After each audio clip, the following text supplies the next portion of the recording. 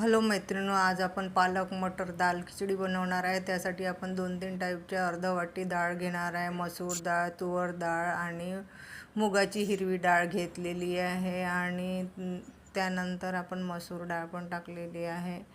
आणि हे बघा, यामध्ये आपण पाणी घालून छान भिजत घालणार आहोत। आणि 1 वाटी मी तांदूळ पण घेतलेले आहेत। आणि हे सर्व आपल्याला स्वच्छ धुवून छान अर्धा तास भिजत घालायचं आहे आणि कुकरमध्ये लावून द्यायचं आहे। नंतर आपण कोथिंबीर, शेंगदाणे, लसूण, टमाटर, हिरवे मटार एका कढईमध्ये आपण तेल घातलेलं, त्यामध्ये आपण लसूण, मिरे, मोठी विलायची, छोटी विलायची, शेंगदाणे घातलेले आहेत आणि लसूण पण घातलेला आहे। आपण यामध्ये लसूण घालणार आहोत, हे बघा। आणि लसूण घातल्यानंतर आपण त्यामध्ये राई जिरं घालणार आहोत। 1 हिरवी मिरची घातलेली आहे आपण यामध्ये। नंतर आपण यामध्ये राई जिरं पण घातलेलं आहे, तुम्ही बघू शकता। हे छान आपल्याला परतून घ्यायचं आहे थोडा वेळ मंद आचेवर। परतून झाल्यानंतर आपण त्यामध्ये थोडंसं हिंग घालणार आहोत।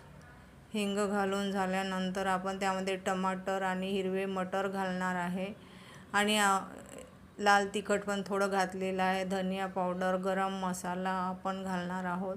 नंतर आपण 1 वाटी बॉईल केलेला पालक घातलेला आहे, मिक्सरमध्ये बारीक करून घ्यायचा आहे। नंतर 1 चम्मच आपण मीठ घातलेलं आहे आणि याला पण छान थोडा वेळ शिजवून घ्यायचा आहे। बघा किती सुंदर हिरवागार कलर आलेला आहे। यामध्ये आपण उकळलेली पालक घातलेली आहे, मिक्सरमध्ये बारीक करून घ्यायचं आहे।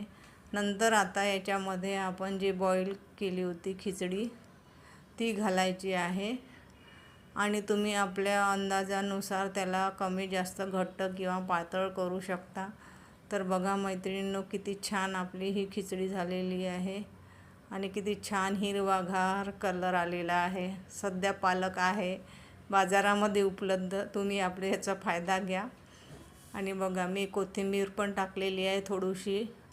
आणि आता याच्यामध्ये शेवट आपण थोडंसं 2-3 छोटे चम्मच तूप पण घालणार आहोत। तुपाने खूप छान स्वाद येतो। खूप छान खिचडी आपली तयार झालेली आहे, हे बघा किती छान दिसत आहे। तर या मैत्रिणींनो, जेवायला जर नवीन असाल तर चॅनलला लाईक करा, शेअर करा, सबस्क्राईब करा। धन्यवाद।